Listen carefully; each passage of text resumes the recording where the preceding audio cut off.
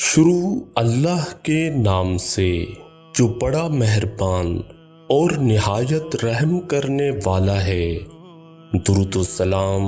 محمد و آل محمد پر۔ جب حضرت یوسف علیہ السلام کے بھائیوں نے انہیں کنویں میں پھینکنے کے لیے کنویں میں لٹکایا تو حضرت یوسف علیہ السلام بجائے محزون اور غمگین ہونے کے مسکرا دیے۔ حضرت یوسف علیہ السلام کو ہنستا ہوا دیکھ کر ان کے سبھی بھائیوں کو بہت تعجب ہوا، اور ان میں سے جو سب سے بڑا تھا، جس کا نام یہودا تھا، حضرت یوسف علیہ السلام سے اس نے سوال کیا کہ اے یوسف، اس مرحلے میں جب کہ ہم سب تمہیں